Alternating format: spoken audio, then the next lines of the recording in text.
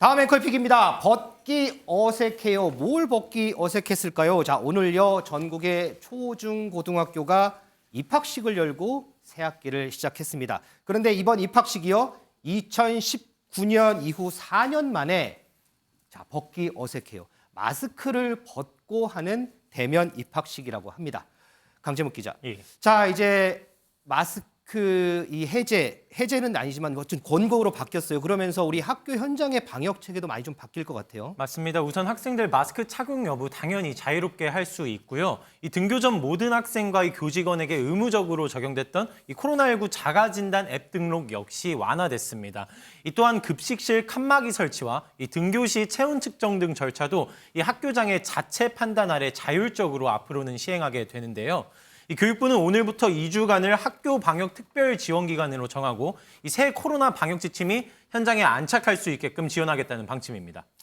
자, 오늘 새학기를 맞아서 윤석열 대통령도 메시지를 내놨고요. 자, 그리고 지금 화면에 조금 전에 나왔죠. 윤석열 대통령 오늘 전국 유치원과 초중고등학교에서 3년 만에 마스크를 벗고 입학식을 하게 됐습니다.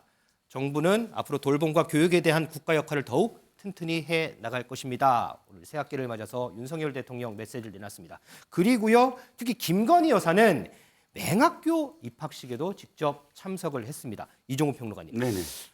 입학식에 직접 참석한 거, 영부인이 참석한 거 이것도 좀 근래 보기에는 좀 어려웠던 것 같기도 하고요. 네, 그런데 사실 맹학교, 이 학교라는 어떤 의미를 생각을 해본다면 김건희 여사의 방문이 어떤 의미인가를 조금 더 유추할 수 있을 것 같아요. 이 맹학교가 우리나라에서 110년이나 됐더라고요. 그런데 코로나19로서 사실 정상인들도 비대면, 정상 아동들도 비대면이라는 게 참 힘들지만 사실 정상인이 아니한 그런 이 장애인들의 어떤 학습과 관련돼서는 사실 코로나19가 굉장히 어려운 환경을 조성했었지 않습니까? 그런데 이제 이 맹학교가 드디어 이제 40여 명의 입학식을 지금 거행을 한 겁니다. 대면으로. 그래서 김건희 여사가 특별히 최근에 새롬이라는 은퇴 안내견 이야기를 이야기하면서 새롬이요? 내가 새롬이라고 해서 왜 맹인들을 이렇게 안내하는 안내견 있지 않습니까? 네. 은퇴한 안내견들이 사실상 굉장히 힘들어요.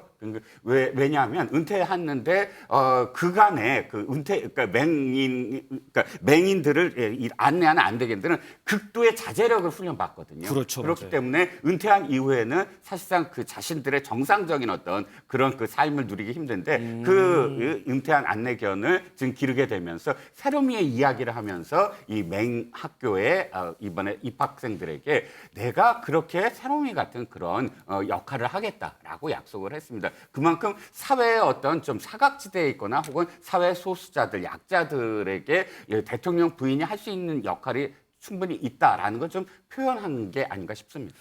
임경영 평론가님. 지금 네. 어쨌든 이제 학교에서도 마스크 착용을 권고해요. 그럼에도 불구하고 그래서 마스크를 이렇게 쉽게 학생들이 벗지는 못하는 것 같더라고요.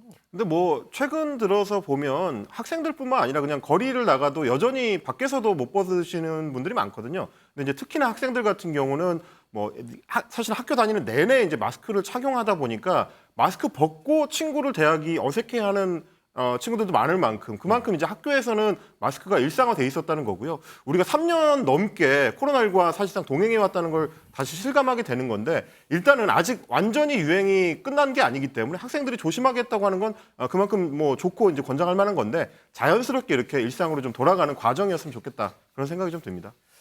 저희 집에도요 오늘 입학식하고 새학기 맞은 아이들이 있는데 얼굴을 보여줘야 한다는데 조금 머뭇거리더라고요. 우리 아이들이 학교에서 안전하게 서로 그동안 못 보여줬던 웃는 얼굴들 많이 좀 보여줬으면 좋겠습니다.